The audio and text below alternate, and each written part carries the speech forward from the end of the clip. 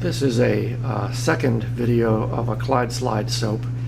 The first one that I made used clays as natural colorants, and I wasn't displeased with that soap, but there wasn't really a good contrasty separation of colors. And so someone in the comments on that video said, why not use brighter colors of micas? So what I'm doing this time is using white, light green, dark green, and blue, using micas all from Nurture soap. And then for fragrance, I'm using a new fragrance to me. It's a masculine scent called Born to Win from Nature's Garden. And so we'll see how this works out. I've also watched several more YouTube videos on Clyde Slides, and something that I want to try this time is, rather than pouring the soap directly into the center of each previous color, instead run it down one side of the bowl. People who do that seem to make a soap whose final pattern is more to my liking than the ones that are poured directly in the center. So I'm going to try that. Here's my recipe that I'm using. It is vegan and palm free, so it consists of coconut oil, olive oil, shea butter, fully hydrogenated soybean oil, which is also called soy wax, and high-oleic sunflower oil. Because of the soy wax, it is reasonably fast moving, and so it works for this soap, but I certainly wouldn't want to do a more complicated swirl with it. And then I've used some sodium lactate in the cooled lye water to make it easier to get the soap out of the mold.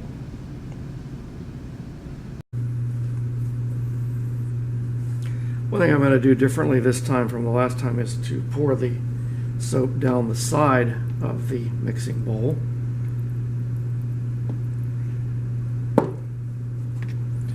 What I'm hoping for is somewhat larger, more clearly defined stripes of color than I got in the last batch.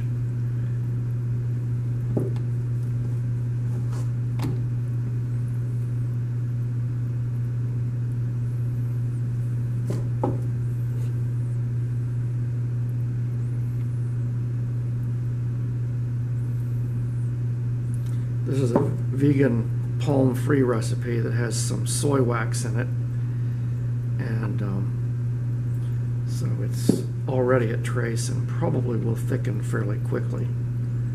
So I don't want to spend too much time on it here.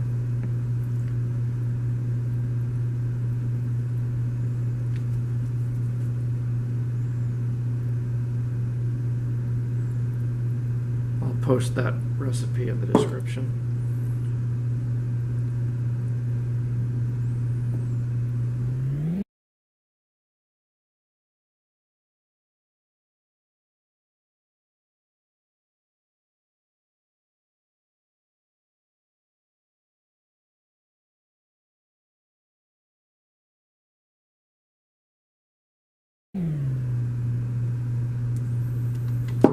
Okay.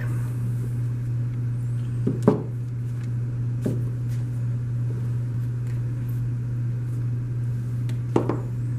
I'm just going to pour this back and forth.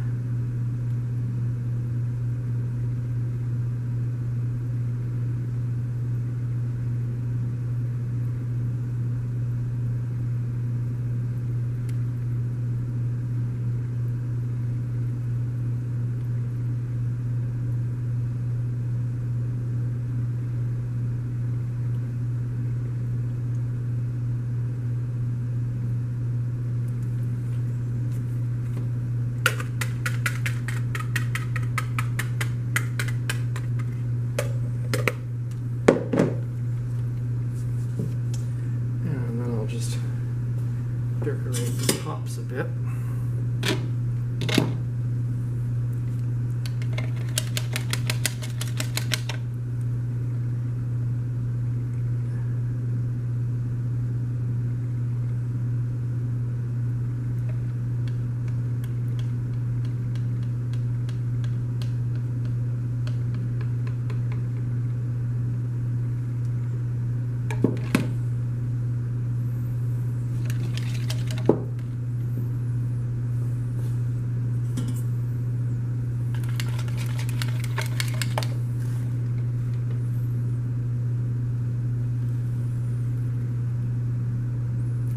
soon be too thick to pour.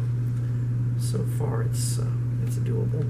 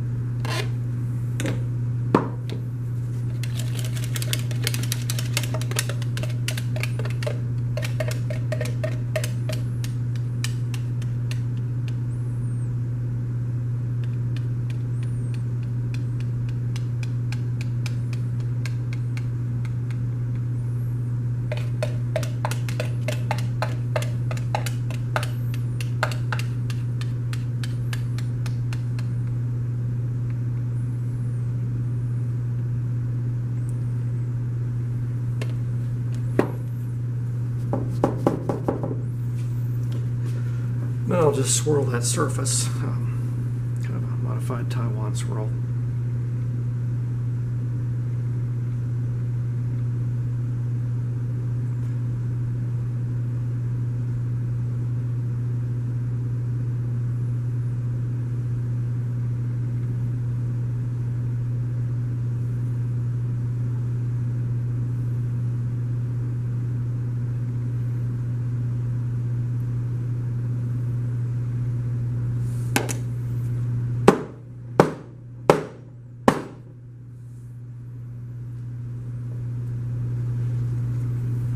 I will insulate that and we'll look at it tomorrow.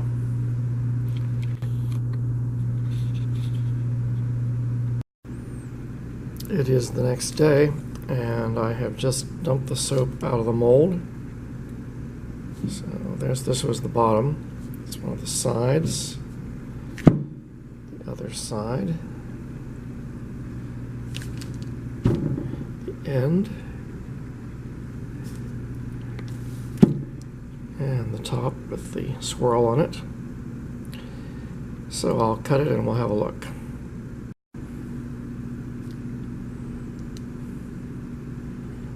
That's a cut surface.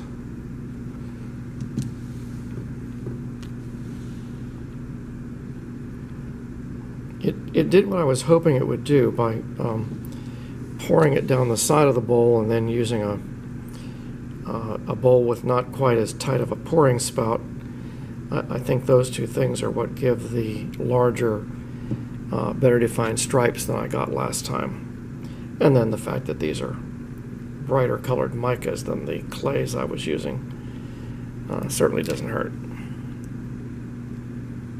It's kind of a tiger stripe look. I like it. There's the top, of course. And it seems fairly consistent down the length of the loaf.